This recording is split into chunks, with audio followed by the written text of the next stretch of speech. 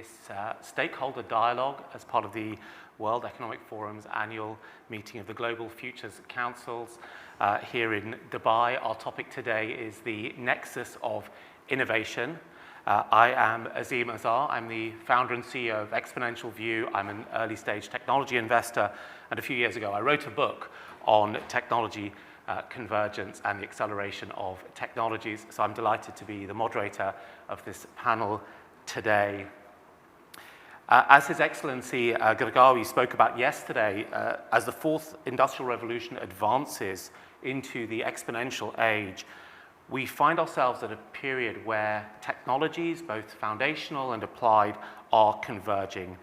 This convergence creates opportunities. It makes new breakthroughs happen.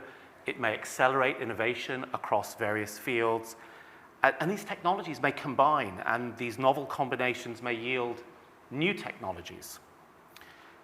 Consider the electric car. It brings together batteries, motors, new materials, new sensors, semiconductors, chips, artificial intelligence.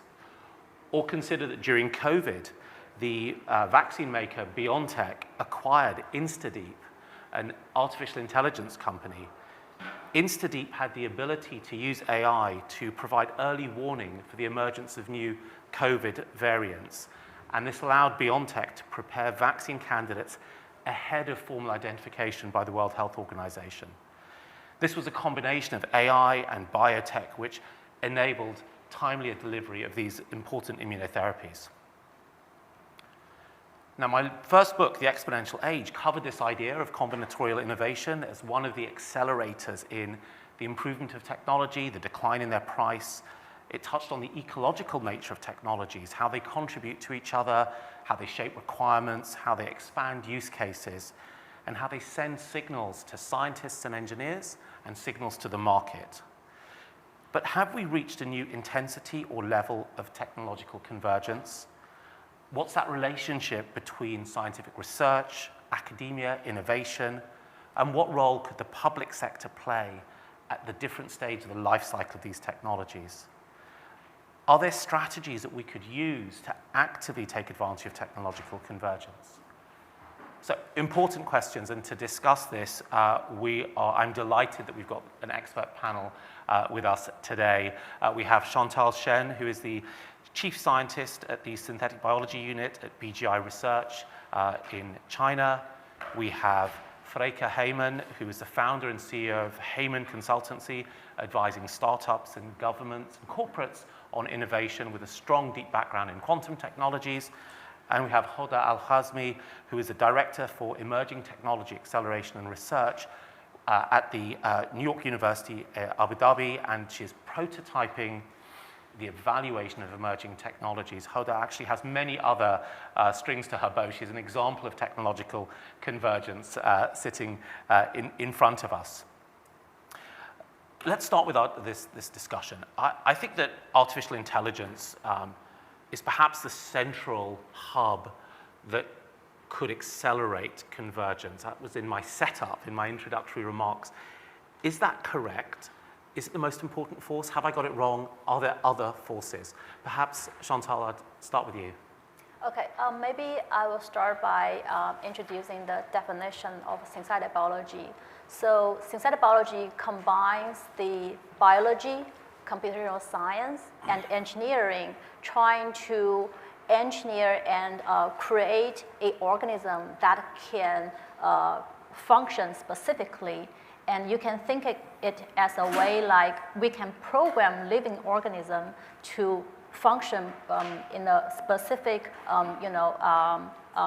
scenario for us. So like food, healthcare, and also like energy. So I think for your question, how AI will further facilitate the development of synthetic biology is with all this, the digital technology advancement, like for example, NGS, we can actually accumulating a lot of data. But then for AI, it can actually accelerate with using or handling this big data for us to predict the response of how we design the organism and how it will respond in function to further improve the efficiency for us to R&D So I think that is an example for my part. Thank you. AI is the flavor of the moment in some sense, but is it the only lens we should use when we're looking at technological convergence, Freeke?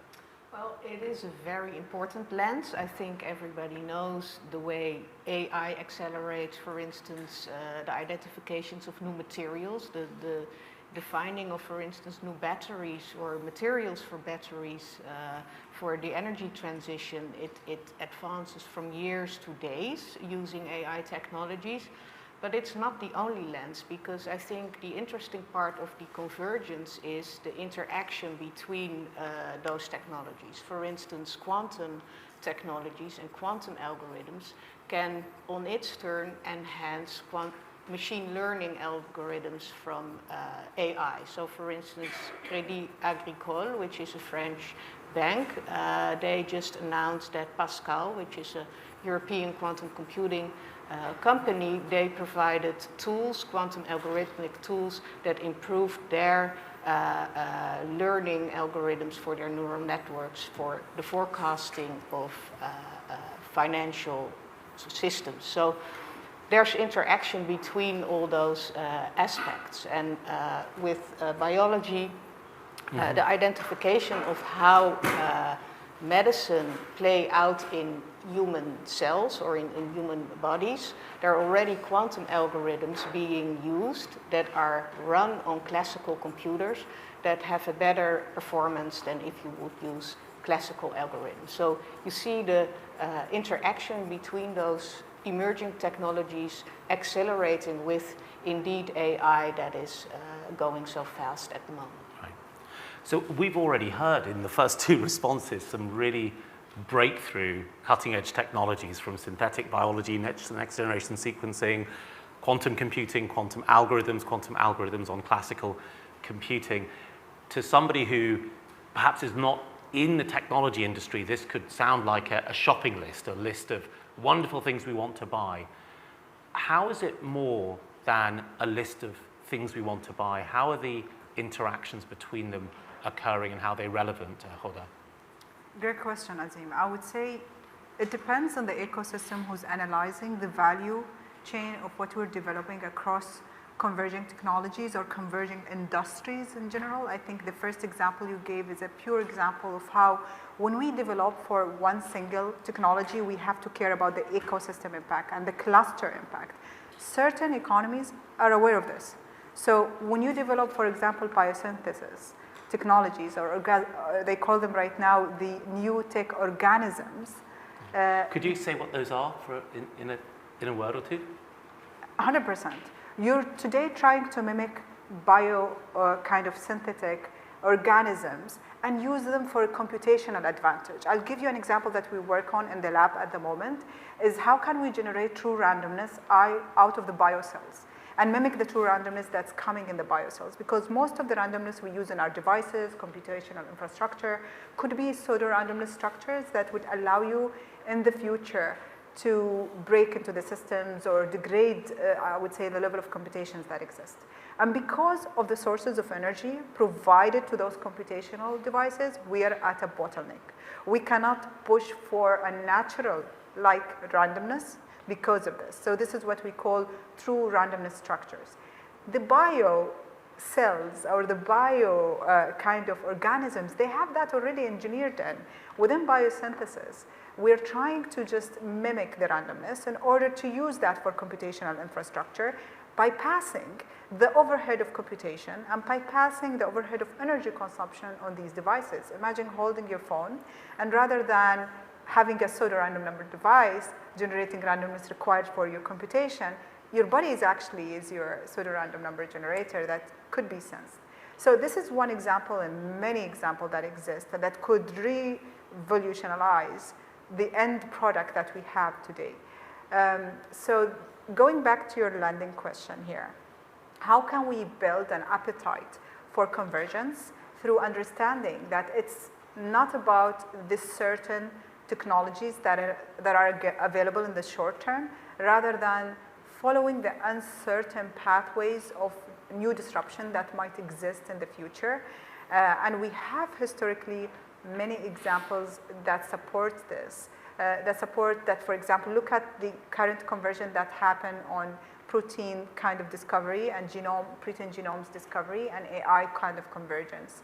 If you asked the researchers who are doing this type of research 3 years ago, how close are we from doing this kind of total protein mapping globally, they will tell you maybe within 15 years or 20 years we'll be able to accomplish this, especially in a pharmaceutical industry where the innovation platform within this is pushing you towards patent structure or innovation structure that is 15 years into the making or 30 years into the making. But the AI disruption contributed to acceleration of discovery here, bringing this mapping sooner to market. So those type of conglomerate effect is very important for us to analyze. I think that's a great example. The example you just came up with, which was about the use of AI in protein discovery. So last week, the Nobel Prize for Chemistry did not go to chemists. It went to three, well, one was a chemist who worked in computers, but the other two were AI researchers, including Demis Hassabis, who was is the founder of DeepMind. And I think that speaks a lot to what happens when domains intersect and interact. You brought this expertise from computing, from the domain of artificial intelligence. Of course, that somewhat sits more in your domain, Chantal, in some sense. And I'm curious about how, within your domain of synthetic biology, people look at themselves. Do they see themselves as biologists? Do they feel themselves to be limited if they are just biologists? I mean, what do teams look like, and how do people conceive of their roles? I will say in our field, we always describe ourselves as a biologist, but with an engineering mind. So we always think about standardization, robustness, something like that to consider, because biology is such a complex system.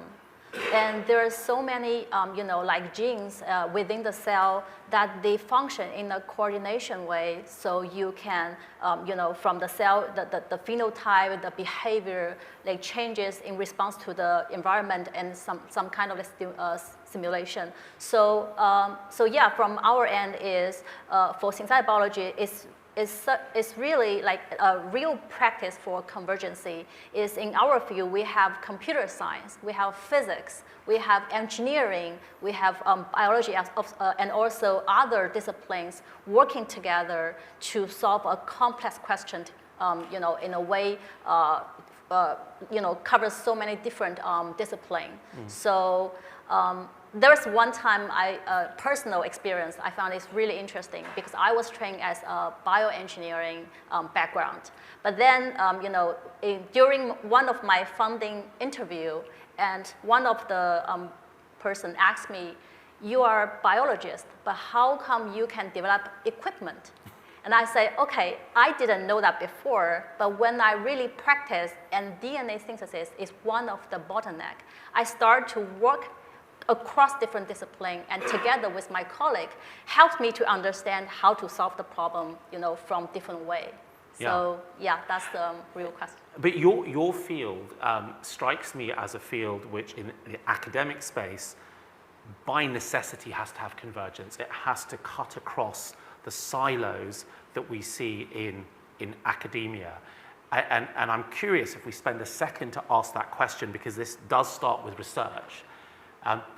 What can we learn about breaking the silos? For me, it was no real surprise that computer scientists won this Nobel Prize in essentially biochemistry, because they were able to cut across traditional structures. But are there things that we can learn? I mean, Freeke, perhaps you have a view. Yeah, I think there's much to say about this. For instance, in the computer science field, we see quantum computing that may be a threat to our classical cryptography keys. So that brings together the classical ICT cybersecurity sector with quantum physics and post-quantum cryptography. And you see these are two communities that come from a different background, have different trainings, and it takes time to get them to talk to each other and to understand each other. And I think that's the essence of convergence of technology. Biology is such a complex field, synthetic biology.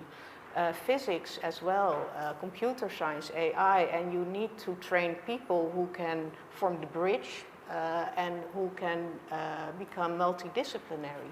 And it's in the scientific part, but it's also regulatory and policy makers and the institutional bodies that we have to govern these sectors. They need to be integrated. Yeah. So coming to that question of getting these different disciplines to work together, which seems to be important. It's working in Chantal's domain. Freeke has explained the importance. From your perspective, you have a sort of lateral, horizontal view of technologies. What are the specific things that you are doing to encourage researchers and academics from different domains to be able to collaborate in some of the ways that we've discussed here? I think one of the most important aspects is removing the barriers of collaboration and focusing onto providing what we call psychological safety for everybody coming from different fields to put their ideation process forward and execution process of these ideas forwards. You are trying to build that kind of paradigm of support in real time in terms of investments, in terms of building a new innovation structures around a specific industry or technology in order to empower the researchers. So if I have someone telling me, what if try to do this, which kind of can be considered like a sci-fi prospect of building a new innovation, can I do it? Because normally we are trying to build specialists within fields that have a depth of knowledge, but when it comes to motivating cross-sectionality of impact across these fields, we don't do enough of credit of the subsidiary work that happens. So for example, even in our labs, I feel what you just said, we have a lot of subsidiary advantage that gets I would say fabricated. We fabricate chips and we do a lot of work around new models and new equipment, and to the point that we are doing as well work around the new sources of energy that would support us to develop a new hardware, because we need it for the parts that we're developing on the higher layer. And people who are working on that level of discipline are not yet at that precision level because they are trying to solve a problem from a specific perspective. So removing these barriers across sector is very important. And I think empowering them with resources to do that in terms, I would think, funding interdisciplinary kind of action on multiple layers, and research layers and the commercialization layer, and as well into the market access layer is very important. Just a very brief follow-up on that, because we've heard that to get through the silos, you have to have specialists who can talk to each other. They need to have psychological safety. Presumably, they also need to have technology systems that talk the same data to each other. But at the top of that, you need to have people who are able to guide that process. Or is it a bottom-up process that happens from the interactions of these specialists? In other words, who's doing the designing and setting the vision, and what are the characteristics of that person? And maybe just a quick response from you on that, Hoda, and we'll come to Freeke for I think it's a mindset game. We need to bring in specialists to be journalists and their mind thinking if they want to govern and nurture a project of that kind of overarching horizontal nature. They cannot cancel, I think, the impact of people coming across nations. So it's a mind across the different value chain. So it's a mindset process of encouraging journalists to be part of the conversation without diluting the value of speciality that's building for this technology. Freeke, I'd love your perspective on that briefly. Well, I think it's a combination of people with certain skills, but I also think it's a way of organizing the work. So Moonshot project, for instance, we had a workshop here in Dubai on convergence, and this was an idea that came out that for certain challenges that we face, for instance, energy transition and also the increase of energy consumption of AI systems, you can debate on the severeness of this problem, but at least you can sort of set moonshot challenges like, oh, come up with solutions for this, and this is computer science with material science, with all kinds of combination of. So I think that could be an idea as well. And one thing also from a personal perspective, I also think AI on its own can accelerate these boundaries that we need to sort of break down. Because, for instance, language. We, in our country, in the Netherlands, you have people who don't speak Dutch, who don't speak English, but you do have to communicate. I mean, that would not have been possible 10 years ago. And now you take your app and you just speak your own language and the person listens and it works. You can communicate. And thinking that further ahead, maybe also if I have to speak to a biologist, which I cannot understand, AI systems may help translate. They can absolutely translate from biology to ordinary language. So a piece of homework for anybody watching here or at home is to go to one of the large language models and because they have knowledge across every scientific domain, by their own nature, they have broken the silos. So you can, as I sometimes do, go in and say, well, what have immunologists discovered about networks in the immune system that could be relevant in the design of new electrical systems or in the design of computer networks? And you can cross across domains in a way that was very difficult previously. Once we have these great innovations, the scientists have worked together in this safe environment with some vision, we need to get them into the market. And sometimes, particularly with biological products, that is a regulated market that is structured in a particular way. I'm curious, Chantal, about the type of work that you and your colleagues do. Is the framework in which your innovations need to be put into the market sufficient for the types of innovation you come up with? I'll try to understand the question by, so for synthetic biology, we also trying to do the proof of concept in the lab. For example, we building yeast genome from scratch and trying to prove, okay, now we can truly build it, so we truly understand the organism we're doing. But by the way, sorry, I'm going to interrupt because this is an amazing story you told me yesterday, that you have taken the genome of the yeast, a full microorganism, and you've reconstructed it from DNA bases that you have built yourself like Lego bricks. Our consortium together, building the entire genome from scratch. Amazing. Yeah. But I actually want to, meanwhile, we also trying to explore how we can actually using the synthetic yeast for downstream application. So we kind of like doing a lot of different experiments in the lab saying, oh, okay, we can actually improve the robustness in extreme conditions. So it potentially can go into biomanufacturing applications.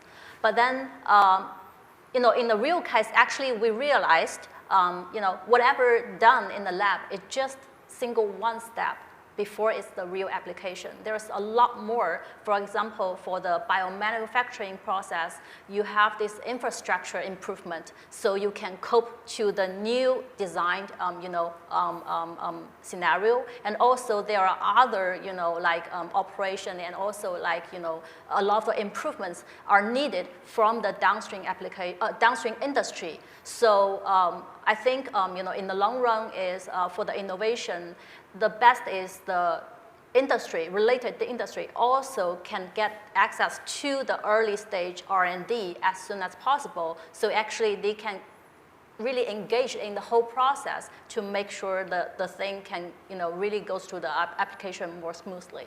Yeah. Right. So that is, sounds like it's a kind of communicating across the value chain. We often would do that simply through market signals and the occasional trade show. Are you suggesting it needs to be perhaps more sophisticated a mechanism than that? Yeah. Yeah? Hoda, did you want to add to that? I think we need to re-engineer the system to fit for the purpose that we are developing for converging kind of industries and technologies, because the current model might stifle the conversion cycle or might de-accelerate the conversion cycle. So we have to think of how can we provide not just a great innovation inception, research inception, scientific kind of progress on prototyping, but make sure that we take that prototype to accelerated commercialization, accelerated technology readiness, and then a faster market access, to the point that we also get into the financials market future risks and future as well, de-risking factors. Most of the work that we do on hardware, I think in biosynthesis and the work that we do on hardware development, requires a lot of disruption on the silicon level, and not just on the silicon level, on the way we apply what minerals should we use, because the nature of the minerals will impact the subsidiary functionality that you can build on the hardware. So being able to go up to that granular level in order to change it, because you want to build a faster compute organism that you can build and bring to market faster, is great, because that's how the moonshots that Freeke just discussed can be achieved, because we can't just build the future moonshots conversion based on the current model. I think the current model is not fit to that purpose, especially the funding aspects. We talked earlier about the funding aspects. At the moment, there is a VC structure that funds those amazing ventures or startups. I don't like calling them startups, but ventures is a proper term, because you support the full cycle of development of a technology. They're meant to fund you on the basis of short-term progress. And to support this level of innovation, you need to understand the whole cycle value, bring it to market as fast as possible, and give it as much of investment as possible. So that's what we call permanent capital investment. So if I want to invest in something that Chantal is developing in her lab, what we can do is make sure that she is safe for the next 10 years in order to bring this to market as fast as possible. And whatever she's bringing to market is as well safe in terms of sales and distribution for the next, I don't know, another long-term period of time. I think that you've identified one of the great misunderstandings about innovation, let alone convergent innovation, which is that it's a very long-term game. I'm involved in a nanotech company where the initial research started with the supervisor of the PhD supervisor of the PhD supervisor of the person who's the CEO of the company back in the mid-90s. And you need 20 years of funding. Most venture capital funds are a 10-year plus 2 or 3 year extension, and therefore you're focused on permanent capital in order to do that. The one stakeholder perhaps we haven't brought into the room yet is the public sector, and what regulation or policy or incentives could do to help this field. So I'll come to you with that, Freeke, but one public announcement separately is I'm going to be looking for questions in a couple of minutes. There are mic runners who will come around, so pop your hand up if you have a question. So coming back to you, Freeke, what is the role of the public sector or policy to facilitate or accelerate or catalyze convergent innovation? Yeah. Well, I think what Hoda said about the investment, that's very important. So to make sure that there's sufficient capital in the market to fund these long-term projects, can also be with guarantees coming from government, making banks and other capital providers able to provide this capital.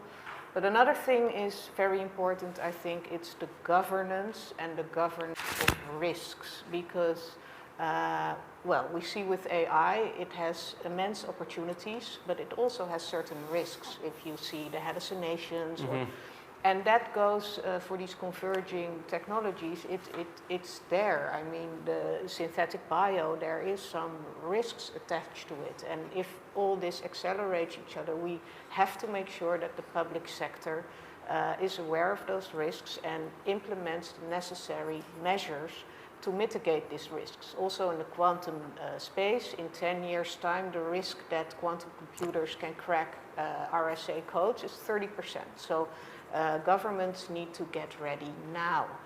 And also to inform the public about it and to bring them along on this journey that we're also excited about, it's very important, because if there is a new technology but nobody wants to use it because they don't trust it, then you have nothing. And I think in the end you cannot leave that to the tech entrepreneurs or the corporations that want to make money only, because so that would be my big call for action for government. Yeah, I mean, there's a great example of the challenge with public trust. Genetically modified foods in Europe have a very poor reputation. With nuclear power has a very mixed reputation in some parts of Europe once again. But so you talked about the important role of government with risk and with maintaining public trust or fostering public trust. But are there any other active policy measures you think that might be relevant towards perhaps how you catalyze investment or the way in which groups can work together? Well, I think in Europe, I know most about the European ecosystem, there's a big problem with deep tech long-term funds for startups and scale-ups. So we're unleashing pension funds now to also have them flowing money into that. So that's a topic, and also there it's important to come up with these topics that are multidisciplinary. So not to only have funds focusing on this or on semiconductors or on photonics, but to really create the means that also makes it possible for interdisciplinary solutions that may not be clear-cut. It may be a journey that is not clear what the ideas that will come out of it. Fantastic. I'm now going to turn to the public on the subject of the public. Do we have any questions at this point? Please pop up your hand. There's a gentleman, Yachen, over here. There'll be a mic coming to you. Yachen Zhang, I'm a professor at Tsinghua University. I'm just curious about the state of quantum computing, and obviously has made a tremendous strides in the last 2 or 3 decades. You have a photonic, topological, superconductor. I'm just curious, when do you think the ChatGPT movement, if you will come in the quantum computing, and what would be the catalyst to make that happen? Yeah, that's sort of the $1 billion question for everyone, I think. I'm not sure it's going to be one ChatGPT moment. There are already several moments with interesting applications. Quantum sensors already have applications in the defense domain. There's already some quantum algorithms helping out classical machine learning algorithms. There's more and more quantum systems getting to a certain maturity level. So I don't have the glass ball, so to say, so we're all waiting for that moment. And I think there will be a time when we say, okay, now we look back and we think that was the moment. Is it going to be 10 years, 5 years, 2 years? I'm not going to give an answer. You're optimistic. I'm optimistic because I'm in the field for 10 years now, and I have to say all the expectations are met faster. So if you see the speed of discovery and the speed of improvements of several platforms, ion traps, superconducting, I mean, it's all very promising. Some setbacks, topological computing, it's, it's gone. It's, long term. Yeah. But, I mean, of course, the answer on quantum computing had a lot of uncertainty about it, as to be expected. If we come back to ChatGPT moments, though, that would be interesting in the biological domain. Chantal, would you say synthetic biology has had its ChatGPT moment? If it is, what was it? And if it isn't, when do you think it would be, and what would that moment look like? I think that in the past few years, there are a few like turning point for synthetic biology is when the first production of the anti-malaria drug, the antimethylene, produced by the engineer East. So at that moment, it certainly started serving as a turning point, so people get to know about what's the potential for synthetic biology. But I kind of like getting the feeling that in the future, the certain turning point is no longer a simple technical breakthrough. but more like, combining AI, other technology together, SynBio can actually solve a complex issue in a holistic way. So, I think my answer is a little bit like general, but this is how I feel, for SynBio. Yeah. Fantastic, thank you. Let's take another question. Yes, there's a lady behind. Thank you so much for these interesting reflections and information. My question goes to Freeke on the ethical considerations. I think this is a very important point. And because now we do have some ethical considerations in different disciplines, but now we have to come to a converged concept of ethics and of risk assessment in these topics, which is not the same because we have emergent, not only technologies, but also emergent ethical challenges. Can you say anything about that? I mean, I think this is a very, very important point. Yeah. Freeke, if you take that briefly, then we'll come to Hoda as well. Yeah, so very happy to hear your thoughts on it. I think it boils down to bringing people together, because ethics in SynBio, it's expertise on its own, and the same goes for AI, quantum, or the computing space. So bring these people together and give them an assignment to come up with governing principles or ethical principles to develop these emergent technologies. Well said, I think, definitely. And I think when we consider the risk map, there is a report that we just produced and announced yesterday with the GFC of cybersecurity, focusing on how do we frame the risk map when we are considering emerging and critical technologies. And now as well, converging technologies coming into the map, because they have a subjective terminologies in terms of definition and impact.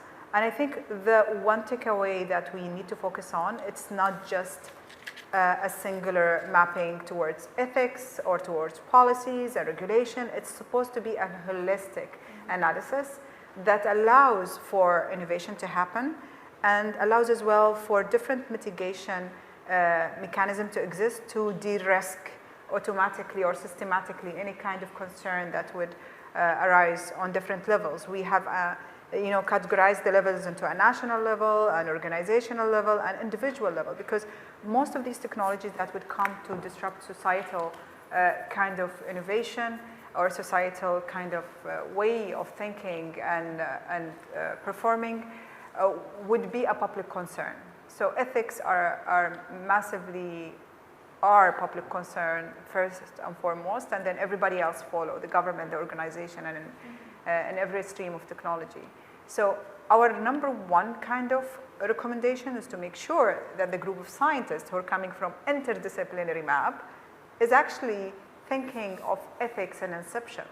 And as well, when they're developing it with ethical kind of consideration and inception, allowing that kind of a free process of innovation to exist, but also at a consideration of something that we call resiliency by design, and not just putting something to market that, or in the hands of the public that does not qualify as a generic purpose or tool of impact for the public. Do you have to deal with these questions within your work as well? Of course. Yeah, I mean, for synthetic biology, for scientists and also in the community, we always have this in mind is having the ethical considerations when we doing the practice.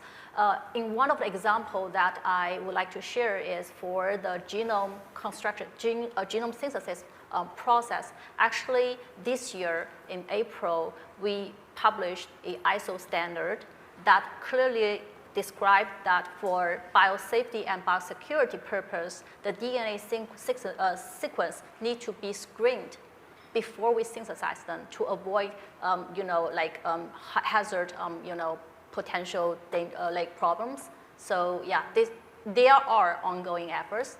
Yeah. Thank you. We have time for one more question. If we have one more question from the group. I can't quite see behind me. Someone needs to engineer me eyes in my head. Azeem, oh, there's one there. Great, thank you. My name is Florence. I work for the NATO Defense College. I have a generalist question. What do you think are 3 characteristics of the innovator's mindset that you can pass on to other people like myself? 3 characteristics. Given Yes, we've only given got a that you're couple all of minutes, innovators, we I wanna might learn ask from you you. each for one. So we do that. Perhaps we'll start with Freeke, then come to Hoda, and finish with Chantal. Well, I think not knowing the outcome, so to go investigate or go on a path, explore, be an entrepreneur, and not exactly knowing you have a goal, you have a mission, but you don't know. And if you like that, if you like the unknown, I think you're an innovator. So that sense of curiosity and where will it take me, and I'm not too worried. Wonderful. Hoda, how about you? What is a? I think another? high sensitivity of self-regulation on when to go and full speed into a specific domain and when to jump across barriers and integrate resources to make things work down the line, because it's actually a survival long-term goal, and for you have to be resourceful, think beyond the box and the paradigm that you have, and integrate different ecosystems. Yeah. Thank you. And Chantal, I what would about? say be open-minded and embrace collaboration. What's the benefit of the collaboration? Just to expound on that. Keeps me learning. Keeps you learning. Thank you. That's fantastic. Let's try to summarize some of the things that we've covered off in today's panel, the nexus of innovation, in which we looked at the process of technological convergence. We tried to understand what it was, why it's happening, and why it benefits us. Some of the things that I picked up was that combining the technologies creates new applications, new products, but it also creates new technologies, which in themselves can be combined for future technologies. There's an ecological aspect of it. That artificial intelligence has an important role as an accelerator, but also as a tool of exploration. That quantum remains important, but still somewhat uncertain, like the cat in Schrödinger's box. There is a role for the public sector, an important role in ensuring that risks are managed, understood, and communicated, and also a really critical role in building public trust widely. One thing that we should recognize is that levels of trust in technology are relatively high in some parts of the world and very low in other parts of the world. It's not an even picture globally. The question of funding came up time and again, I think in a number of different ways. That during the life cycle of these technologies and their development, different classes of funds are required with different risk profiles, from challenge prizes was raised, but also the other critically important fact, which is that even if technology is accelerating, even if combination is speeding things up, innovation is a really long-term game, and the ability to back it over the long term is very, very crucial. I think perhaps one of my final thought is that a consistent message was that behind all of the convergence of these technologies are people. And people, for historical reasons, through academia or through industry, often find themselves in silos. And technological convergence will only take place if the people are themselves allowed and supported to converge. We've had a fantastic panel, so thank you to Chantal, Shen, Freeke, Heijman, and Hoda Al-Khzaimi. Thank you very much.